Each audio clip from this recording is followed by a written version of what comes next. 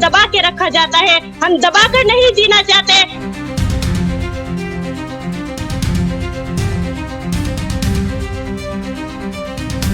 मरना नहीं चाहते, हम जीना चाहते हैं अपनी जिंदगी को खुशहाली के साथ।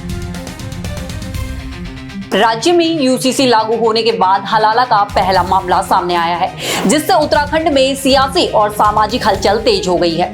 आखिर क्या है पूरा मामला, जानने के लिए देखिए हमारी ये खास रिपोर्ट। नमस्कार, आप देख रहे हैं खबर गंगा और मैं हूं आपके साथ अनुरागनी।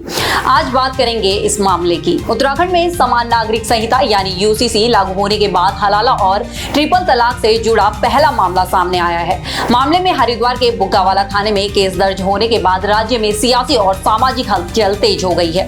इसी कड़ी में उत्तराखंड वक्फ बोर्ड के अध्यक्ष शादाब शम्स ने पीड़ित महिला के घर जाकर उससे मुलाकात की, उसे सम्मानित किया और इंसाफ की इस लड़ाई में वक्फ बोर्ड की तरफ से कानूनी और आर्थिक मदद का पूरा भरोसा दिलाया। दरअसल ये पूरा मामला हरिद्वार जिले के बुग्गावाला थाना क्षेत्र का है, जहां एक महिला ने अपने पति और ससुराल वालों पर ट्रिपल तलाक देने और फिर हलाला के नाम पर प्रताड़ित करने का बेहद गंभीर आरोप लगाया है। फिलहाल पुलिस ने महिला की शिकायत पर केस दर्ज कर जांच शुरू कर दी है, लेकिन इस मामले के सामने आने के बाद वक्फ बोर्ड के अध्यक्ष शादाब शम्स, बीजेपी नेता सुबोध राकेश और कई कार्यकर्ताओं ने के साथ पीड़िता के घर पहुंचे, जहां उन्होंने पीड़िता के हौसले की तारीफ करते हुए उसे शॉल और फूल माला पहनाकर सम्मानित किया। इस दौरान शादाब शम्स ने कहा कि धामी सरकार के यूसीसी कानून के रहते अब ऐसी कुरीतियों को बर्दाश्त नहीं किया जाएगा और वक्फ बोर्ड इस अदालती लड़ाई का पूरा खर्च उठाएगा। यूसीसी लागू होने के 1 साल बाद हलाला का मामला आया है। हम सब जानते हैं ये गंदगी फैल तो रही थी, लेकिन इसके खिलाफ एक बहन ने आवाज उठाई है और वो हरिद्वार की बेटी है, वो पूरे उत्तराखंड की बेटी है। तो माननीय मुख्यमंत्री जी ने स्पेशल मुझे ये कहा है, माननीय मंत्री खजानदास जी ने कहा है कि आप वहां जाइए और उस बेटी की आवाज में आवाज मिलाइए। वक्फ बोर्ड के अध्यक्ष के नाते मैं यहाँ हाजिर हुआ हूँ इनके दुख में शरीक होने के लिए, और बहुत जिम्मेदारी से हम ये आश्वासन दिया है हमने कि इनके केस को वक्फ बोर्ड उत्तराखंड देखेगा। जहां कहीं इनको खर्च की जरूरत पड़ेगी वक्फ बोर्ड उत्तराखंड उसकी जिम्मेदारी लेगा। ये बहनों के ऊपर जो अत्याचार चल रहा है, हलाला जैसी कुप्रथा जो इस्लाम का हिस्सा नहीं है, और ऐसे काम को जिसको शरीयत ने हराम कहा है, जिना कहा है, उस काम को अगर आप गौर से देखें तो जो बहन के साथ रात भर के लिए निकाह किया जाता है, उस बहन के साथ अगले दिन ये तय करके कि सुबह को इसको छोड़ दिया जाएगा और ये किसी दूसरे की बीवी बनेगी, ये इस्लाम में जिना का लेवल है। ऐसे आदमी को पत्थर तब तक मारने का हुक्म है जब तक वो मर ना जाए। ऐसे काम करने वाले को ये कौन सी दौर में हम जी रहे हैं? मतलब मजाक बना दिया इस्लाम का। गुस्से में आए शौहर, शराब पी के आए शौहर, नशा करके आए शौहर, और आए और बीवी को तलाक दे दे, और उसे कहा जा रहा है कि वो हलाला कर ले। इस मर्द का हलाला हो, बहन का हलाला क्यों? गुस्से में ये शौहर था, नशा इस शौहर ने किया, दारू पी के ये शौहर आया, तलाक इस शौहर ने दिया, गलती ये करे और सजा बीवी को। ये कहां का मजाक है? जिसने गलती की सजा उसे मिले, इस शौहर का हलाला हो, और जो मौलाना हलाला करने के शौकीन है वो इन मर्दों से हलाला करे। अब ये उनका हलाला करे, वो इनका हलाला करे, तब पता चले इन्हें कि किस दौर से गुजरा जाता। मजाक बना के रख दिया इस्लाम का।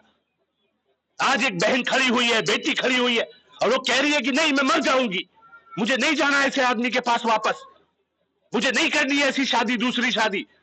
मेरे पास एक छोटा सा बच्चा है, उस बच्चे के साथ मैं पूरी जिंदगी काट लूंगी, लेकिन ये हलाला जैसा नापाक काम नहीं करूंगी। दूसरी तरफ पीड़िता ने भी साफ कर दिया है कि वो इस लड़ाई को आखिरी तक लड़ेगी और दोषियों को सजा दिलाकर ही दम लेगी। पूरा मामला ये है कि हम बहनों को दबाया जाता है और हम गुस्से में हमें 3 तलाक कहकर घर से निकाल दिया जाता है। ये 3 तलाक बहुत आसान कर दिया इन लोगों ने, हमारी जिंदगी को बर्बाद करके रख दिया है। अब ये आसान नहीं होगा।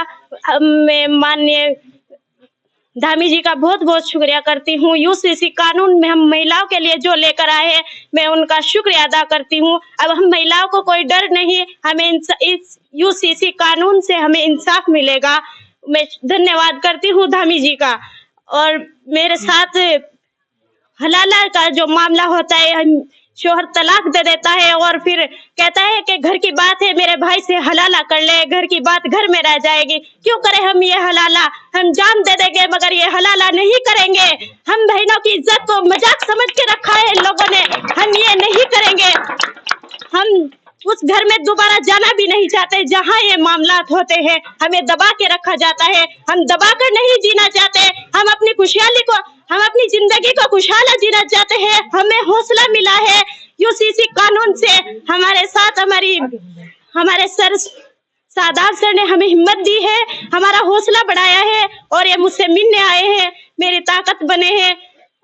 और मैं इन बहनों के साथ खड़ी हूँ। मैं इन्हें इंसाफ भी दिलाकर रहूंगी, इनकी ताकत बनूंगी, इनकी आवाज बनूंगी, इनका एक एक आंसू का हिसाब लूंगी। क्यों करते हैं हमारे साथ ये जुल्म? आखिर क्यों हमें घुट घुट के मारते हैं घरों में? हम मरना नहीं चाहते, हम जीना चाहते हैं अपनी जिंदगी को खुशहाली के साथ। लेकिन इस पूरे मामले के सामने आने के बाद अब कई गंभीर सवाल खड़े हो रहे हैं कि उत्तराखंड में यूसीसी लागू होने के बाद भी क्या जमीनी स्तर पर महिलाओं को डराने और प्रताड़ित करने की कोशिश थमी है, और क्या ये मामला आने वाले दिनों में उत्तराखंड की सियासत को एक नया मोड़ देने जा रहा है, और आखिर पुलिस व प्रशासन इस पहले ऐतिहासिक केस में कितनी तेजी से कार्यवाही करके समाज को एक कड़ा संदेश देता है। ऐसे में साफ है कि वर्षों से कुरीतियों और प्रताड़ना का दर्द झेल रही महिलाओं के लिए ये मामला एक नजीर बन रहा है, और पीड़िता के उठाए इस कदम ने दूसरी महिलाओं को भी आवाज उठाने का हौसला दिया है, जिसके लिए कानून अब पूरी तरह महिलाओं की सुरक्षा के लिए तैयार खड़ा है। लेकिन इस मामले में असली जीत तभी होगी जब जांच सही दिशा में आगे बढ़ेगी और पीड़िता को जल्द से जल्द न्याय मिलेगा। ऐसे में आप पूरे प्रदेश की नजरें इसी बात पर टिकी हुई हैं कि पुलिस इस मामले में क्या और कितनी सख्त कार्यवाही करती है। आज की खास रिपोर्ट में इतना ही। खबर पर अपडेट के लिए बने रहे हमारे साथ और देखते रहिए खबर गंगा। नमस्कार।